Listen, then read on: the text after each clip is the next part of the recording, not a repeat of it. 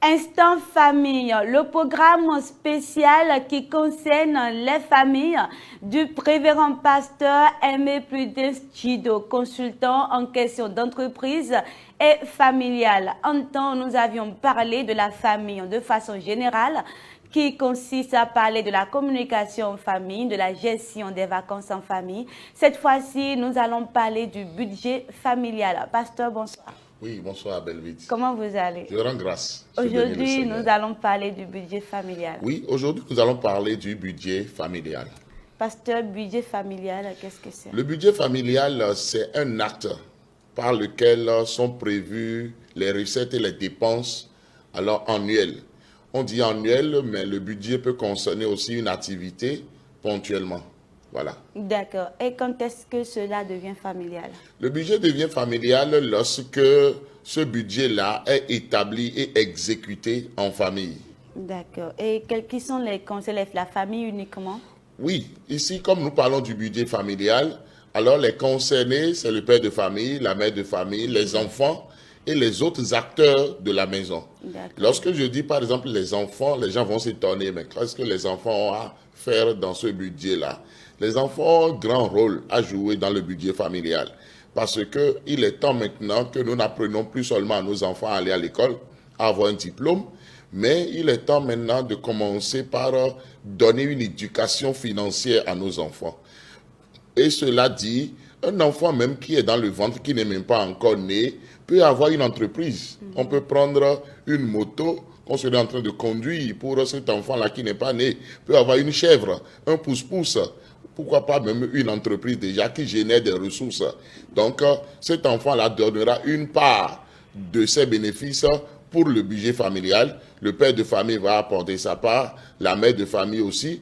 Et je parlais aussi des autres acteurs de la maison, parce qu'au-delà du père, de la mère et des enfants, il peut y avoir encore d'autres acteurs dans cette famille-là. D'accord. Comment réussir alors ce budget? Pour réussir le budget familial, il faut commencer déjà par s'asseoir autour d'une table. Il faut communiquer vraiment par rapport à ce budget-là. Il faut définir de façon claire les objectifs qu'on a à atteindre dans cette famille. Et que ces objectifs-là concernent tout le monde. Parce que si quelqu'un ne trouve pas son intérêt dans ce qu'on veut faire, cette personne-là ne peut pas donner ses billes. Cette personne-là ne peut pas donner ses sous. Cette personne-là ne donnera pas son aval pour que le budget soit établi et que le budget soit exécuté, pour qu'à la fin de l'exercice, on ait alors un exercice excédent. Donc, par conséquent, pour établir d'abord le budget, déjà une communication et une bonne communication, l'adhésion de tous les acteurs, et maintenant, on commence maintenant par travailler par rapport aux recettes et aux dépenses. Et parlant des recettes, ce n'est pas seulement les salaires qu'il faut considérer, mais est-ce que nous avons à mettre des entreprises en place? Est-ce que nous avons diversifié les sources de revenus? Lorsque ces sources de revenus vont générer, alors des ressources, ça constituera les recettes. Maintenant, comment allons-nous dépenser ces recettes-là? Pasteur, en ce sens, que faire pour son exécution? Oui, pour bien exécuter le budget, il faut d'ores et déjà commencer par limiter les gaspillages. Oui, il faut limiter réellement les gaspillages. Il faut travailler aussi sur les recettes. Pourquoi travailler sur les recettes? Parce que si on établit le budget seulement sur un papier, et en ce jour-là, on oublie tout, on ne vérifie pas ce budget, on ne fait pas alors un suivi évaluation, on ne communique pas tout autour de ce budget-là pour voir est-ce que chacun fait des efforts, qu'est-ce qui se passe par rapport à tous les acteurs de la famille, est-ce que dans nos entreprises, vraiment, nous ne perdons pas des clients, est-ce que nous recrutons plus de clients, est-ce que nos agents, notre personnel travaille bien dans les entreprises, est-ce qu'ils sont motivés, comment est-ce que alors la situation socio-économique évolue. Donc tout cela permettra de mieux alors exécuter ce budget-là pour pouvoir avoir alors un exercice vraiment réussi. D'accord. Comment faire alors le bilan évaluation? Le bilan évaluation, c'est très important, c'est des réunions régulières pour pouvoir faire le point de tout. Est-ce que nous sommes en train d'évoluer normalement? Nous avons établi peut-être le budget en décembre pour commencer une nouvelle année, ou bien nous avons établi le budget d'une activité. L'activité vient de démarrer. Où est-ce que nous en sommes exactement? Est-ce que nous sommes réellement en train d'évoluer, de stagner carrément, ou est-ce que nous avons des pertes? Pourquoi est-ce que nous avons des pertes? Alors, le suivi-évaluation permet d'analyser alors la progression de ce budget-là pour voir est-ce que nous sommes en train d'atteindre les objectifs, qu'est-ce qui bloque, comment redimensionner les choses. S'il y a des remontrances à faire, on le fait dans l'amour. S'il y a alors des félicitations à donner, on donne ces félicitations-là pour encourager les efforts. Et là, ça permet de mieux exécuter le budget. Vous aviez parlé tout à l'heure des organisations. Comment gérer alors les imprévus? Oui, pour gérer les imprévus, on gère les imprévus avec calme. On ne se décourage pas lorsqu'il y a un imprévu. On regarde les opportunités dans les imprévus, les opportunités dans les problèmes. Parce que si on commence pas à s'alarmer tout de suite, si on devient colérique, si on est désespéré, ça ne va pas aider. Les imprévus, ce n'est pas prévu, c'est venu. Maintenant, comment est-ce qu'il faut analyser cet imprévu-là pour redimensionner notre budget, pour savoir ce qu'il faut faire? Parce que lorsqu'on parle d'imprévu, ne parlons pas seulement du négatif. Ça peut être aussi positif. Je donne l'exemple simple d'une personne qui n'était pas prévue au budget, mais qui, pour une raison ou une autre, vient séjourner dans la famille pour des mois. Cette personne-là ne peut pas être forcément un problème pour cette famille. Cette personne-là peut constituer une solution. Cette personne-là est venue faire un travail peut-être où cette personne va gagner beaucoup d'argent. On fait asseoir la personne autour de la table. Nous sommes en train de conduire un budget familial ici. Et chacun est en train d'apporter un certain pourcentage de ses revenus. Qu'est-ce que tu peux pour nous? Et là, cette personne a dit, ah, moi je vais apporter tel pourcentage aussi. Je vais donner telle chose pour que alors la vie familiale se passe normalement. Alors c'est une bonne chose. C'est pour cela qu'il faut vraiment communiquer. Et il faut aussi prier. Il faut prier pour que alors le budget dans son exécution ne connaisse pas que des problèmes, que des incidents, que des accidents, que des maladies, que des départs non préparés. Non, on ne doit pas alors avoir de ces problèmes-là. C'est pourquoi il faut demander l'aide de Dieu pour que tout se passe pour le mieux et que tout le monde vraiment soit content à la fin de l'exercice. Le budget familial a vraiment beaucoup d'impact positif sur la famille. Je vais d'abord commencer par dire que beaucoup de familles se sont vues dans la misère, dans le manque, se sont vues au soir de leur vie et ont prononcé la phrase qu'il ne faut jamais prononcer. Si on savait, si je savais. Chaque membre de la famille a commencé par dire si je savais. On ne doit pas prononcer cette phrase-là au soir de sa vie.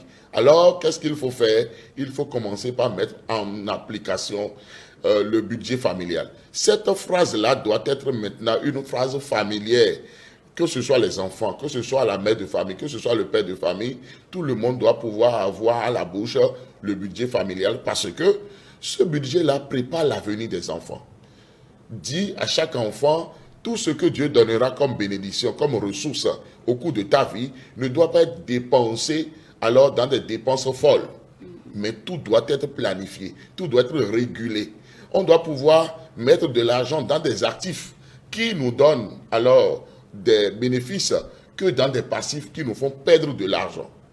On doit pouvoir investir dans plusieurs domaines pour pouvoir continuer par vivre. On doit pouvoir anticiper sur l'avenir, préparer son avenir, préparer sa vie active, préparer alors sa bénédiction, parce que la bénédiction de Dieu, alors ça se prépare aussi, donc mieux vivre demain.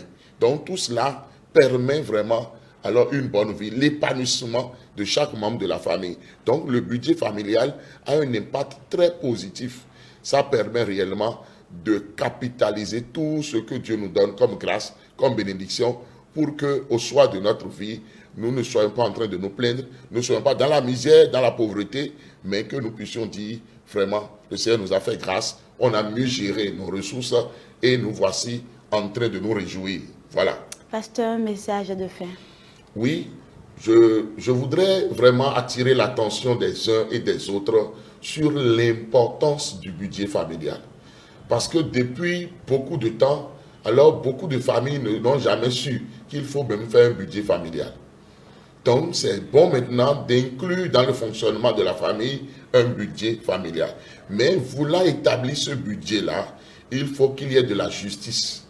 Si le père de famille tire le drap de son côté et c'est lui qui fait le sage et commence par être injuste vis-à-vis de son épouse, si ce sont les enfants qui constatent que les parents n'ont mis dans le budget que ce qui les avantage, nous on ne met rien pour nous intéresser, ça ne va pas aider. Il faut que chacun trouve son compte dans ce budget-là et que tout au long de l'année, tout au long de l'exercice de l'activité, alors tous les acteurs soient associés pour pouvoir mieux conduire le budget, pour notre bien-être, pour l'épanouissement familial, pour pouvoir anticiper sur les vieux jours, sur le lendemain, sur l'avenir. Et il faut beaucoup prier. Ce n'est pas parce qu'on s'est fait un bon budget qu'on a déjà réussi. Il faut demander la grâce de Dieu, il faut demander la faveur du Créateur sur alors son budget et le Seigneur fera grâce et tout ira pour le mieux. Amen. Merci, pasteur, pour ce plus. En dehors de la famille, quelles sont vos autres activités? Oui, comme activité, il y a d'abord le mot d'encouragement du pasteur Tido, qui est à plus de 1000 et quelques numéros. Tous les jours que Dieu fait, je fais un mot d'encouragement que j'envoie dans tous mes groupes WhatsApp, un mot d'encouragement de 2 minutes. J'ai aussi un site internet sur lequel mes activités sont postées. J'ai une chaîne YouTube où je produis en l'occurrence une émission dénommée « Que savoir ?» et c'est publié au moins une fois par semaine. Je fais alors des formations WhatsApp et actuellement même je suis en formation. Et cette formation-là, son thème c'est les erreurs qui brisent les relations d'amitié, de fiançailles et de couple. Je suis même pendant la formation en train d'extrapoler pour parler des erreurs qui brisent même les relations en entreprise et dans le travail. Je suis auteur de 12 livres et bientôt, par la grâce de Dieu, ces livres-là vont encore évoluer. D'autres livres vont venir encore venir. Et je bénis le Seigneur parce que je suis pasteur Assemblée de Dieu et je prêche l'évangile et je demande à tous ceux qui ne connaissent pas Christ de donner leur vie à Jésus parce que, hors Jésus, nous n'avons plus de vie. C'est très important. Voilà. Pasteur, sur quel numéro on peut vous contacter? Pour me contacter, il suffit de taper le plus 229 95 15 67 40 ou plus le 229 97 56 63 34. Merci, pasteur, pour votre passage. Merci pour les apports Oui. apportés au niveau du budget familial. Instant famille, c'est toujours avec le révérend pasteur Prudence Aimé Djido, consultant en question d'entreprise et de famille. Pour vos préoccupations familiales, n'hésitez surtout pas, contactez-nous.